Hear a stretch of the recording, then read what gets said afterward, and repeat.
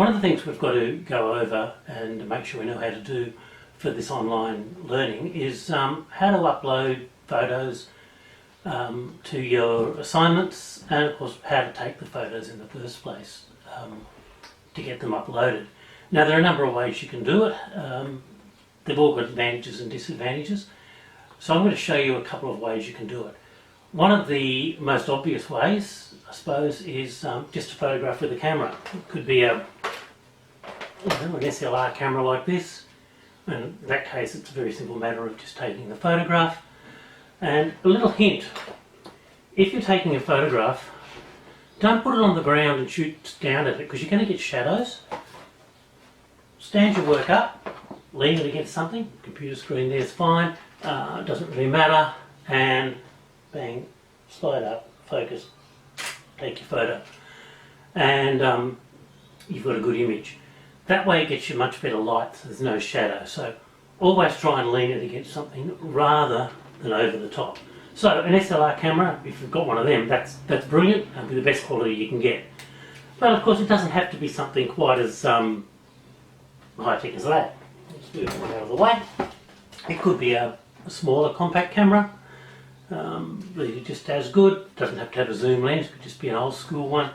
And again, same thing, you can use a view. This one's got a viewfinder as well. I could do that.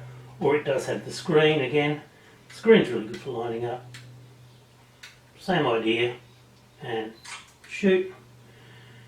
So, you know, there are a couple of ways that you can do it with cameras, and they're the most obvious.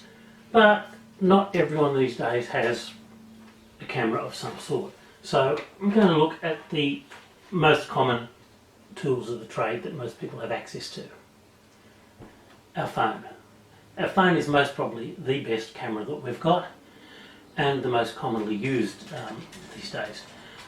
Failing the phone, iPad will work just as well. Camera might not be quite as good depending on the models, but it'll be certainly good enough for what we need. So I'm just going to demonstrate both of these. So again, image upright. I might actually turn this one around because this is on an edge like that. So again, turn the phone on. And camera, we line him up as we're ready to roll and take our photo. I'll open that up to photos. So again, looking at my screen, there we go. That's a pretty reasonable photo. It's going to be quite a few megapixels, certainly enough detail for you to work. Same would go for your iPad. A lot of people tend to forget about iPads for cameras, but they're just as good. They're just as available. Where are we? iPad. You find your camera. Slightly different layout, of course.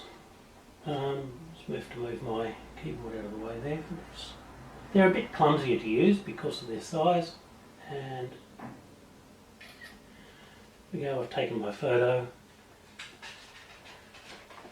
And there we go. Again, quite a good photo of the work, quite simple.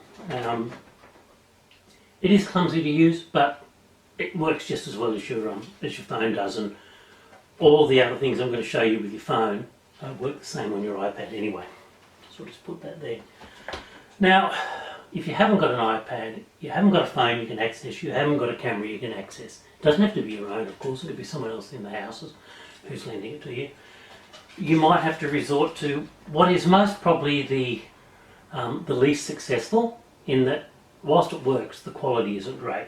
And that, of course, is your camera on your computer. Now, your camera on your computer isn't set to take it really high quality.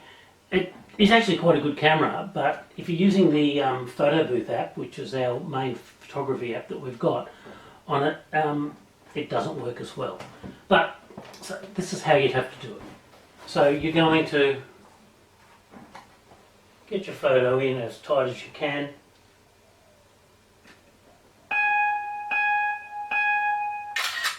So I'll put that away. And I've got a photo on my my app, which will work, but it's not quite as high resolution as the rest. Now, how do we get it onto our computer? Okay, so I've opened the Photos app on my my phone. You can see the photo I took. So I'm going to hit the share button down the bottom. Just let me hit that. There it is. I'm sharing that particular image. I could choose either AirDrop down the bottom, or I've already got an AirDrop connection up there for myself, but let's hit AirDrop. And there it is, my MacBook Pro. Select that, and obviously waiting. We'll go to my Mac in a minute. And there it is, it's opened straight away into my my downloads folder. So straight from my phone to my downloads, and away I go. Now you will notice the codec here, HEIC. That will happen with all AirDrop photos from Apple. Now you can upload the HEIC. If you're using Apple, that's fine. It's going to work fine if I open up that. There it is. It's on the on preview, and you can upload it from that. You could open it in Photoshop and do a save as JPEG if you wanted. So if we were to go and do that now, so we'll just close that down. If we drag it and we open it in Photoshop, you'll all be getting familiar with Photoshop, so the more you use it, the more useful it will become. So there it is, there's our image. If I just go quite simply File, I go Save As. I put in the downloads, and I select JPEG. Now it might have come up as Photoshop when you first do it. Just go down, select JPEG, hit Save. You can give it the same name if you want to. There it is. And hit OK for the size, file size, it really doesn't matter. And there it is, there's our JPEG version, which will be more compatible with more different computers and styles, but the HEIC format is fine when you're using the Macs, and quite easy to use. Now we've got Photo Booth open. This is our final way of transferring. So the photos are down here, a couple I've done. To export, a couple of ways. Quite simply, just click on it and drag it off, and there it is on the desktop, ready to roll. And I'll show you how to fix that quickly in preview in a minute. Or of course the other one is to click on it and you go File, Export, and then you can select where you want to have it, which file, and so on. Both work equally as well, so the choice there is up to you. Now I'm just going to close Photo Booth there. Now if I open this one in preview, now I'm going to rotate it. There it is. Had to go all the way around, only goes one direction. And I can also crop it if I wanted to. I've got to select it first. Select my image. There we go. That's close enough. Now I go Tools, I hit Crop.